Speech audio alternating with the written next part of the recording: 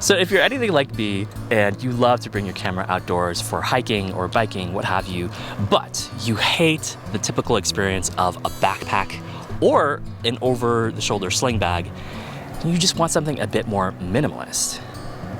Because you want to be mobile, quick, agile, and you never want your bags to get in the way of getting to your gear as fast as possible to capture the moment, because as you know, the landscape is constantly changing in nature. You also want something that's more comfortable, more ergonomic, that you can wear for longer stretches of time because you might be out hiking all day long. So we're going to cover the issues with backpacks and slings in the first place, the kit that I hacked together to address those issues, how you can carry different kinds of tripods, and lastly, I'm going to show you how you can even pack water and food in this cool little camera carry.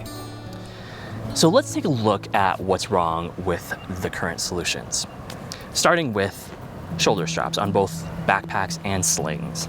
No matter how quote-unquote ergonomic they've been designed and marketed to be, I still find across the board, all the solutions that I've tried at least, they still dig into your shoulders and wear them down, even with a light load after a certain amount of time. Now backpacks are slow and cumbersome to access because you always have to take off one strap and sometimes both just to access it. And it's just never as slick or as easy as they make it out to be in the marketing. Plus, on top of that, having something mounted on your back for a long period of time while physically strenuously doing something like hiking can produce a lot of sweat back there, let's be honest, and that just gets uncomfortable. Now, sling bags are faster to access, I will definitely give them that, but the problem is that they're imbalanced because they only have one shoulder strap. So I don't know about you, but I find myself constantly switching between shoulders to correct that imbalance, and that's just inconvenient. It's also uncomfortable, and it just slows you down while you're on the trail.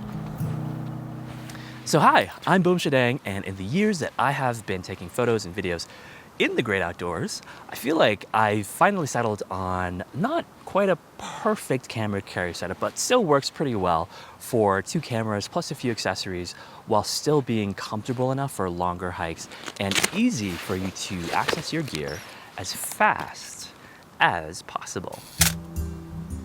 At the center of this setup is the money maker from a company called Holdfast Gear, is what I've got on right here. And it's kind of reminiscent of the gun holsters that you would see in old detective movies or westerns, except this is designed to carry cameras. So first off, the ergonomics of this thing are incredible. It creates an even rear forward balance, unlike a backpack, which will just tug all the weight on you from behind. And it creates an even left-right balance, unlike a sling bag, which is just weighted to one side. And it'll just move all around as you're moving around as well. Whereas, surprisingly, the money maker, one of the things that I love about it is that whatever you have by your side will stay by your side even as you're hiking. And I've noticed that when the weight is evenly distributed on either side of you as opposed to just one side or to your rear, it actually pulls your shoulders down and back for that nice, correct, healthy posture. You'll notice that there is this X on the back of the moneymaker, and that's there to distribute weight to the strongest part of your back. This helps to make it feel like you're actually carrying less weight than you really are. And these are all reasons that help contribute to why it's so comfortable to wear all day long. Plus, the leather and the metal construction of this thing withstand the elements of nature, like the wind that's coming by here right now, and the dust and the rain and what have you. Plus, I already said plus, but this is the plus plus. It just looks good. So what I've added to the moneymaker for outdoor usage are these 2 Peak Design bags that carry the cameras and accessories. They attach to the D-rings on either side of the moneymaker, and you can still attach a naked camera to the D-rings, which is how Holdfast originally designed and intended these to be. But when you're outdoors, I find the bags to be really critical because they protect your gear from the elements like rain and wind, of course, and there's a bit of light padding for when you're bumping up against things like rocks and trees as you're moving about in the outdoors. Now, generally speaking, I will have the field pouch on one side to carry my X100F because that's just a perfect fit for here. And on the other side, I'll have the small camera cube carry my Canon M50, maybe even a sandwich. But if I don't want a second camera, I'll replace this with the tech pouch and just carry some accessories. Now, Peaks bags in particular, I think work well for this setup because you get all these different loops, so many different options to attach to the D-rings on the Moneymaker. And even though they are from two different companies, it's almost as if they were made for each other. Now, of course, this is still not the perfect setup, right? Just like there's no such thing as a perfect camera, there's also no such thing as a perfect camera carry. There are two drawbacks in particular that I can think of. The first being that obviously you're not going to be able to carry a ton of gear. There's a reason why I call this the minimal hiking gear setup. This is specifically for when you want to go as light as possible, or if you're ready to go as light as possible, yet still have the benefits of the ergonomics and the speed and the protection of your gear. And the second thing is that when you're hiking a really steep incline, or if you're sitting down just to relax or whatever, the bags will scrape against the ground, touch the ground, and they will get a little bit dirty. So how do you solve for this? Well, that's actually pretty easy. What I like to do is twist the bags behind my back, just like this, and that allows them to just rest there on your bum while you're doing your incline, doing whatever you need to do. Obviously, this doesn't solve it for when you're sitting down, but it's just as easy to untwist them like that for when you want to be able to access your gear again.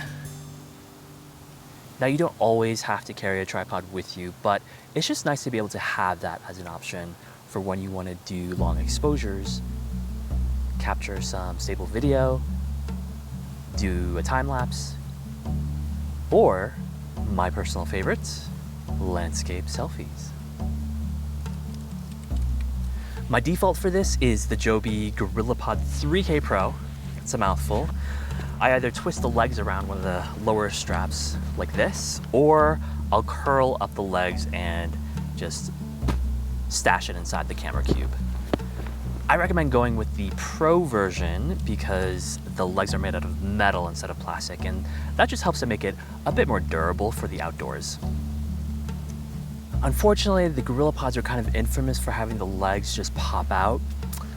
I have had this happen to me once before on the plastic version, which is another reason why I recommend going with the metal Pro version. I've had it for 2 years so far, hasn't happened to me yet, but 2 of the legs have started to come loose. So that's just something to bear in mind when you're buying one of these products. But I still recommend it because in my experience, not just my opinion, but my experience, it's still the best thing on the market. I've tried a few of the other flexible leg tripods out there and they suck even worse for other reasons. That's a whole other video unto itself. So yeah, it's just the best that's out there, and I love it for the fact that it's just so versatile. Now, if you want to carry a full-size tripod, the solution is actually pretty simple. Just bring a tripod bag. Oops. I love the Manfrotto Be-Free Advance because it comes with its own bag, so you don't have to buy it separately. The Moneymaker comes with these nylon loops that usually attach to one of the clips as a second security measure, but I've just reappropriated it as something that I've looped around the tripod bag, and then on the end you have this carabiner, and I attach that to this D-ring right here, and this is how you can sort of walk hands-free with a tripod attached. This of course will pull you down the weight of the tripod, 3-4 pounds or so. You're gonna feel it, so I would only recommend this for shorter hikes. The other option of course is that you can just wear it around your neck like a traditional sling bag, but of course this introduces the same imbalances that sling bags have, and this is also something that I'd only recommend for medium to shorter hikes. Now I can already hear you asking, what about water? What about food? of course, we're not just photographers, we're also humans. We need sustenance on the trail. You got to get a water bottle with a handle, first of all, because just as with the tripod, you will use the second nylon loop to hoop this around the handle of your water bottle. And then I just clip it to the bottom ring right there. And voila, there we go, hands-free water bottle carry. The great thing about this is you can also bring the water bottle up to your mouth and drink without having to even take it off of the moneymaker. In terms of food, I always find that there is a little bit of extra room in the camera cube to at least carry a snack or even a full sandwich. But that should take care of your human needs while you're on the trail. So let's take a look at what this will cost us. Starting with what I call the Mac Daddy setup, $530 will get you 2 of these, the small camera cubes. Don't be misled though by the moniker of small, because even though Peak Design does sell medium and large size versions of the camera cube, the small one will still carry a full-size DSLR even with a long lens attached to it. Now, of course, if you're willing to go smaller on the camera and or lens, you can carry more accessories, more food, more snacks along with you. Now for the mid-range option, that'll set you back $395. So, you know, pretty significantly cheaper than the top of the line. That will replace one of the camera cubes with a field pouch, which will force you to carry a smaller camera like the Fuji X100F. But you still got the other camera cube, so you can still carry up to a full-size camera in here, plus your food and accessories. And we're gonna be replacing the full-size tripod with a mini tripod. And then lastly, we have the Minimalist of minimalist setups at $330. Still not super cheap, I know, but the most expensive part of this is the moneymaker.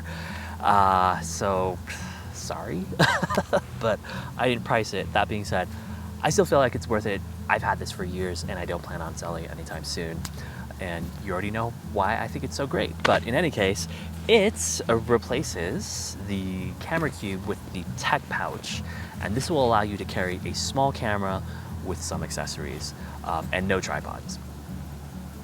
You know what I love about showing you all those different options is that it demonstrates how versatile this setup is and how you can switch out all the different options according to whatever you might need for that particular day, which is what I do all the time.